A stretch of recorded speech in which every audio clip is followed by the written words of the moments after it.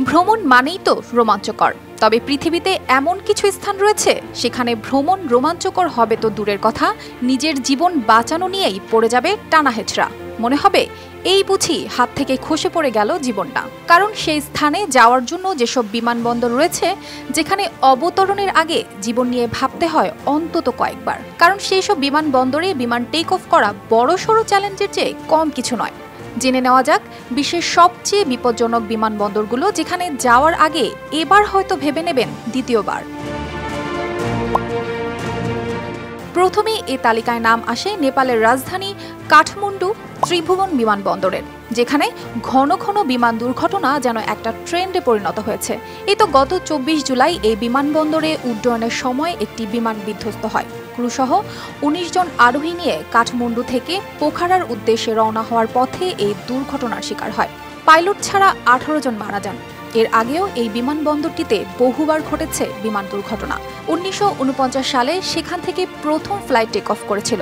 তারপর থেকে এখানে প্রায় 18টি বিমান দুর্ঘটনা ঘটেছে।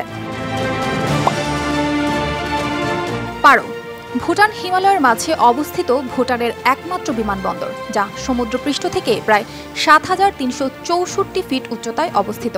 এটি যে কতটা বিপজ্জনক তা অনুমান করা যায় একটি তথ্য থেকে। তা হচ্ছে, সেই এয়ারপোর্টে অবতরণের অনুমতি দেওয়া হয়েছে মাত্র 17 জন পাইলটকে, আর প্লেন শুধু দিনের বেলাই অবতরণ করতে পারে, রাতে নয়।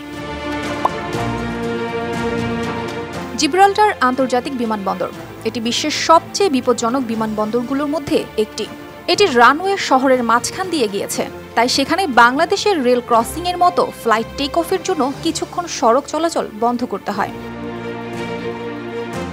এছাড়া বিশ্বের মধ্যে অন্যতম বিপজ্জনক বিমানবন্দর বলে মনে করা হয় নেপালের লুকলাকে। এই বিমানবন্দর এভারেস্টের খুব কাছে। এটি স্থানীয়ভাবে তেনজিং হিলারি এয়ারপোর্ট নামেও পরিচিত। সমুদ্রপৃষ্ঠ থেকে 9334 ফুট উঁচুতে এই বিমানবন্দর। রানওয়ে দৈর্ঘ্য 1729 ফুট, প্রস্থে 98 ফুট। রানওয়ের চারপাশে রয়েছে প্রায় অন্তত 2000 ফুট গভীর খাদ। এছাড়া আরেকটি বিপজ্জনক বিমানবন্দর হল পর্তুগালের সান্তা ক্রুজে অবস্থিত ক্রিস্টিয়ানো রোনালদো আন্তর্জাতিক বিমানবন্দর, আরেক নাম মাদুরাই বিমানবন্দর। সেখানকার এয়ার স্ট্রিপ বেশ ছোট, সেটি সমুদ্র এবং পাহাড়ের মাঝে। সেখানে নিরাপদে অবতরণ করা চ্যালেঞ্জও বটে, কারণ বিমান উঠানামায় আটলান্টিক মহাসাগর থেকে আসা বাতাস ঝুঁকি বাড়িয়ে দেয়। ছোট রানওয়ে বিবেচনায় বিশ্বের আরেকটি ঝুঁকিপূর্ণ বিমানবন্দর হল ফ্রান্সের কোর্চেভেল।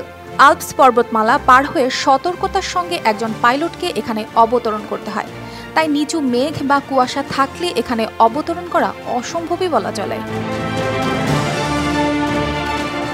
একদিকে সাগরের তীর, অন্যদিকে পাহাড়, আর এমন বিপজ্জনক এরিয়া সেন্ট মার্টিনে অবস্থিত প্রিন্সেস জুলিয়ানা বিমানবন্দর।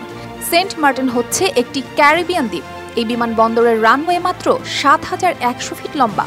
এখানে যথাযথভাবে অবতরণ করতে সমুদ্র সৈকতের ছোটখাটো অংশ, সুরক্ষিত দেয়াল, রাস্তা পার হয়ে রানওয়েতে প্রবেশ করতে হয়।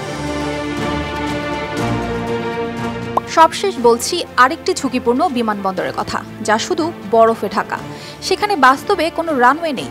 বিমান যেখানে অবতরণ করে সেখানে বরফ এবং তুষারে আচ্ছাদিত থাকে।